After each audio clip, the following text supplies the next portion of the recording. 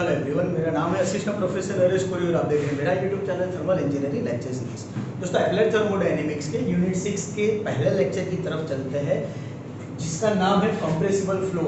अभी compressible flow basically आप लोग फ्लूइड मैकेनिक्स के अंदर, वैसे तो ये फ्लूइड मैकेनिक्स का टॉपिक है जो कि आप लोगों के 4th सेमेस्टर के अंदर सब्जेक्ट आता था, तो उसको थोड़ा सा रिवाइज कर दिया है नए सिलेबस के डिजाइन के हिसाब से, थर्मोडायनेमिक्स के पोर्शन में डाल दिया। Chapter according to mechanical engineering बहुत ही इंपॉर्टेंट है। इस चैप्टर में से जीटीयू के अंदर एटलीस्ट 7 to 10 मार्क्स का कंटेंट आ सकता है। 4 मार्क्स या 7 मार्क्स में थियरी और एक एग्जांपल आप लोगों को पूछे जाने के पूरे चांसेस है।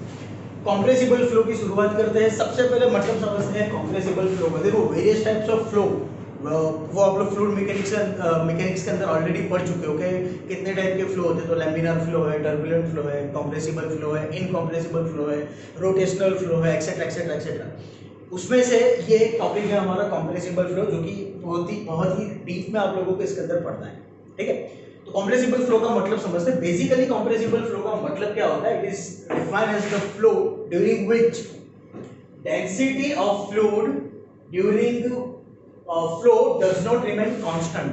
डेंसिटी ऑफ फ्लूइड, अभी फ्लूइड के जो पार्टिकल्स है, जब आपका फ्लूइड फ्लो हो रहा है ड्यूरिंग दैट टाइम, तो पार्टिकल्स की डेंसिटी होगी, that density is not going to be change, sorry does not remain constant. ठीक है, अगर कांस्टेंट नहीं रह रहा है तो ऐसे फ्लो को बोलते हैं कंप्रेसिबल फ्लो। और इनकंप्रेसिबल फ्लो होगा तो उस समय क्या हो जाएगा? Density will remain constant. यहाँ पर डेंसिटी आप लोगों की कांस्टेंट रहने वाली नहीं है, इट विल चेंज। तो ऐसे फ्लो को बोलते हैं कंप्रेसिबल फ्लो। क्लियर? अभी कंप्रेसिबल फ्लो सबसे पहला टॉपिक देखो, जो टॉपिक मैं आप लोगों को कराने वाला हूँ उसके अंदर हमारे लिए मैक नंबर का टॉपिक काफी इंपॉर्टेंट है। बाकी के जो टॉपिक है, ideal gas relationship compressible flow के लिए क्या बनती है, और Bernoulli equation for adiabatic process, ये दो थियरी ऐसी है जो 3 मार्क्स में शायद ही आएगी, वरना 1 मार्क्स में एमसीक्यू में पूछे जाने के चांसेस ज्यादा है। शुरुआत करते सबसे पहले आइडियल गैस रिलेशन के लिए कि आइडियल गैस रिलेशन बेसिकली क्या होता है। इक्वेशन ऑफ स्टेट इसको कहा जाता है। आइडियल गैस इक्वेशन बेसिकली ये है, P nu is equal to RT। ये V नहीं है, ये V नहीं है, ये है न्यू, मतलब के स्पेसिफिक वॉल्यूम। जनरली हम लोग ideal gas equation Pv is equal to mRT consider करते हैं। अभी मास को अगर आप इक्वल टू के लेफ्ट साइड ले आओ, मतलब कि डिवाइड में जब आएगा PV/m, मतलब के unit volume per unit mass, तो उसको बोलते हैं स्पेसिफिक वॉल्यूम के वो है। तो P is equal to RT हमारा आइडियल गैस इक्वेशन है, जहां पर आप स्पेसिफिक वॉल्यूम की दूसरी डेफिनेशन ये बोलते हो, it is the reciprocal of density, मतलब आप न्यू की जगह 1/ρ रख सकते हो। आपकी इक्वेशन बन जाएगी P/ρ is equal to RT। ठीक है, P मतलब क्या? आपका pressure, rho density, R gas constant है, 287 कांस्टेंट है। फिर से मैं बोल रहा हूं constant, it's not gonna be change. P आपका एब्सोल्यूट टेंपरेचर। आपकी इक्वेशन कुछ बन जाएगी, रो को सामने मल्टीप्लाई कर दो, P is equal to rho RT। इस इक्वेशन को हम लोग डिफरेंशिएट करेंगे। डिफरेंशिएशन करो तो सिंपल रूल लगेगा मल्टीप्लिकेशन का रूल लगाते हैं हम लोग। पहले टेंपरेचर का डिफरेंशिएशन कर रहे हैं, रो R कांस्टेंट, फिर हम लोग R का डिफरेंशिएशन कर रहे हैं, रो T कांस्टेंट, फिर हम लोग RT को कांस्टेंट रख रहे हैं, T रो डिफरेंशिएट कर रहे हैं।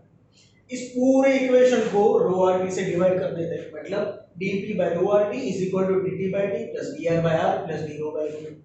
अब इस इक्वेशन के अंदर देखो कांस्टेंट क्या है, तो आपका गैस कांस्टेंट, मतलब कि R। तो इसका मतलब ये हो गया, आप गैस कांस्टेंट की वैल्यू को 0 करना चाहो तो कर सकते हो। तो हम लोगों ने क्या किया, R कांस्टेंट है तो dR/R को हम लोग नेग्लेक्ट कर देंगे। दूसरी चीज ρRT, इसका मतलब तो क्या होता है? प्रेशर का इक्वेशन आ रहा है, मतलब कि आपके हो जाएगा dP/P।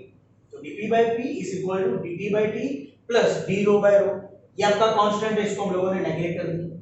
तो आपकी इक्वेशन क्या बन रही है? dP/P is equal to dT/T plus dρ/ρ। दोनों इक्वेशन को सामने ले, इज इक्वल टू 0। ये आप लोगों की आइडियल गैस इक्वेशन बन गई। PD और ρ की वैल्यू आप लोगों को मिल सकती है स्पेसिफिक वॉल्यूम के टर्म्स में। ये आइडियल गैस इक्वेशन आ गया आप लोगों के लिए कंप्रेसिबल फ्लो के लिए। आपको 3 मार्क्स में क्वेश्चन इस तरह से पूछ सकते हैं, derive an ideal gas equation for compressible flow. ठीक है, तो आप लोगों को ये इक्वेशन डिराइव करना है। नेक्स्ट टॉपिक है हमारा, इसको मैं बाद में समझाता हूं। नेक्स्ट टॉपिक है हमारा एडियाबैटिक प्रोसेस के लिए एनर्जी इक्वेशन।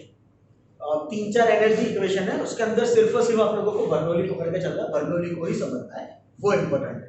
ठीक है, तो बर्नौली इक्वेशन समझते हैं एडियाबैटिक प्रोसेस के लिए। तो बर्नौली इक्वेशन के लिए अभी आपको इक्वेशन का p by rho raise to gamma is equal to constant एक स्टैंडर्ड वैल्यू है, उसको ध्यान में रख के चलना है। एडियाबैटिक प्रोसेस के लिए Bernoulli equation p by rho raise to gamma is equal to constant rho raise to gamma is equal to constant. आप लिख सकते हो p by c is equal to rho raise to gamma. मैं इसको describe करता हूं इस तरह से, p by constant is equal to rho raise to gamma. अब इस तरह से लिख सकते हो, ये जो पावर है पावर इक्वल टू का लेफ्ट साइड आएगी तो डिवाइड में आ जाएगी, मतलब p by c raise to 1 upon gamma is equal to row.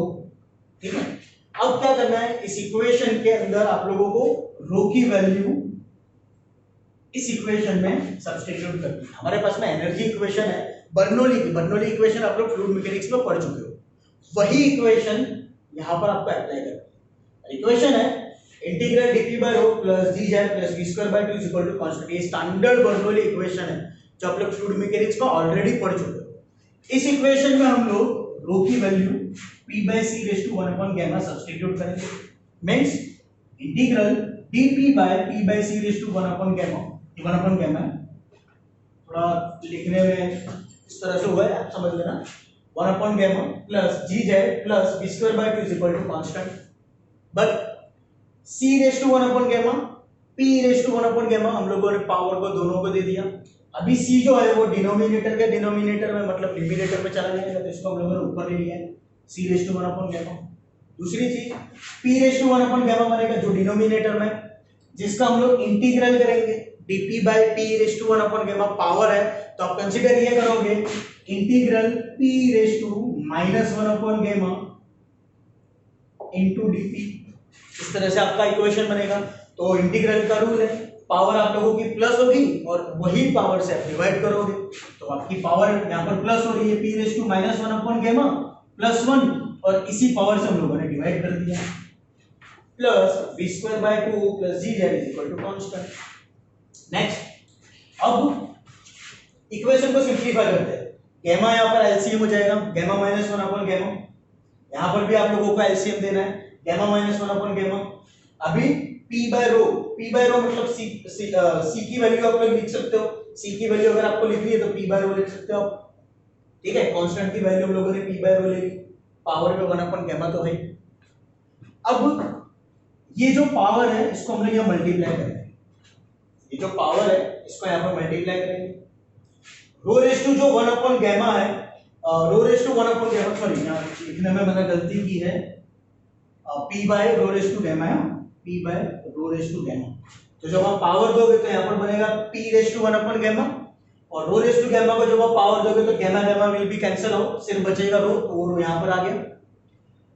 Gamma -1 upon gamma है तो डिनोमिनेटर का डिनोमिनेटर न्यूमरेटर में चले जाएगा, मतलब रेसिप्रोकल हो जाएगा, this will become gamma upon gamma -1, ये आपका डिनोमिनेटर का पार्ट आ गया, gamma upon gamma -1। Rho raise to gamma into 1 upon gamma था तो रो आ रहा है, वो हम लोगों ने डिनोमिनेटर में ले लिया। p raise to 1 upon gamma को इक्वेशन में आप लोगों को प्लस करना है, क्यों? क्योंकि मैथ्स का रूल है, बेस अगर सेम है तो पावर का समेशन होता है, तो 1 upon gamma plus gamma -1 upon gamma, 1 upon gamma plus gamma -1 upon gamma. ठीक है, डिवाइडेड बाय सिर्फ रो वो आ गया, plus v square by 2 plus gz is equal to constant. Simplify करोगे जब आप तो आप लोगों को गामा अपॉन गामा -1 तो मिलेगा ही। आपका एलसीएम यहाँ पर क्या होगा, this 1 both side will be cancel out. ठीक है, gamma gamma will again cancel out, बचेगा क्या, gamma upon gamma -1 p by rho. समझ में आ रहा है? 1 आप लोगों ने कैंसिल कर दिया क्योंकि आप लोगों का एलसीएम से हमारे बचा गया, सिर्फ गामा बच रहा है, तो गामा अपॉन गामा है, gamma gamma both cancel out, बचेगा क्या, सिर्फ p by rho plus v square by 2 plus gz is equal to constant. तो आपकी इक्वेशन क्या बन रही है, अब आपकी इक्वेशन है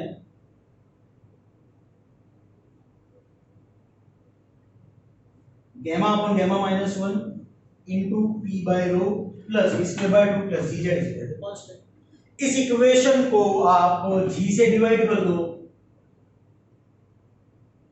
ये हो गई आप लोगों की Bernoulli equation for adiabatic process while the flow is compressible. Clear? 3 marks का सवाल है, कोई चांस नहीं पूछे जाने के, सिर्फ एक ही चांस है, एमसीक्यू में आप लोगों को पूछ सकते हैं, सिर्फ और सिर्फ एक chance. Now the most IMP topic is this math number. आप लोग नंबर भी पढ़ चुके हो, ठीक है। आप लोग फ्लूइड मैकेनिक्स में नंबर भी पढ़ चुके हो, रेनॉल्ड नंबर है, स्टैंटन नंबर है, स्टैग्नेशन नंबर, सॉरी स्टैग्नेशन तो प्रॉपर्टी है कि उसके अंदर आएगा, ऐसे वेरियस नंबर आप लोग पढ़ चुके हो, उसमें से एक है मैक नंबर। अभी मैक नंबर क्या होता है, तो मैक नंबर इज सबसे पहले denoted by capital M. Mach number को कैपिटल एम से डिनोट किया जाता है। इसकी डेफिनेशन क्या बनेगी, Mach number can be defined as the ratio of square of inertia force to elastic force।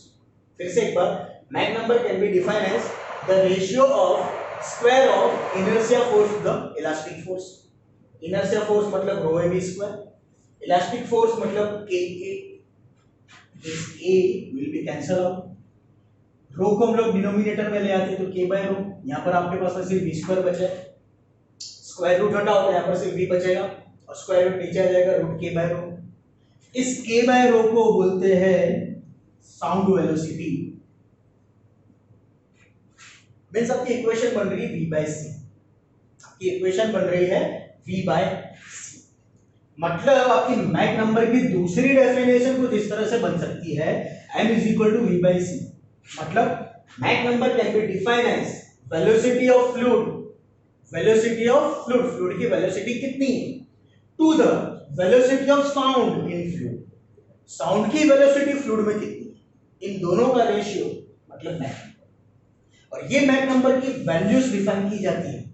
जैसे अगर मैक नंबर आप लोगों को 0.2 से लेस है, मतलब कि कम आ रहा है, तो उसको बोलते हैं इनकम्प्रेसिबल फ्लूइड, मतलब कि ये सॉरी कंप्रेसिबल का अलग, डेंसिटी आपकी चेंज हो जाएगी। अगर मैक नंबर की वैल्यू 0.2 से 1 के अंदर है तो उसको बोलते हैं सबसोनिक फ्लो। अगर मैक नंबर की वैल्यू 0.9 टू 1.1 अभी इसके अंदर ही आ रहा है लेकिन थोड़ा अलग और मिक्स है तो उसको बोलते हैं ट्रांसोनिक फ्लो। अगर मैक नंबर की वैल्यू अभी ये तीन हमारे लिए बहुत ही इंपॉर्टेंट है जो आप लोगों को पढ़ते हैं। अगर मैक नंबर की वैल्यू 1 है तो उसको बोलते हैं सोनिक फ्लो। अगर मैक नंबर की वैल्यू 1 से ज्यादा है तो उसको बोलते हैं सुपरसोनिक फ्लो। और अगर मैक नंबर की वैल्यू 7 से ज्यादा है तो उसको बोलते हैं हाइपरसोनिक फ्लो। और ये हाइपरसोनिक फ्लो जानना हो ना तो उसका बेस्ट एग्जांपल है एयरफोर्स के लड़ाकू विमान, मतलब के फाइटर प्लेन्स। फाइटर प्लेन्स जैसे कि अभी रिसेंटली आप लोगों ने देखा होगा कि इंडिया ने फ्रांस के पास में से राफेल परचेज किया हुआ है। अभी ये राफेल प्लेन क्या है, ये सारे के सारे हाइपरसोनिक प्लेन कहलाते हैं, हाइपरसोनिक फ्लो वाले।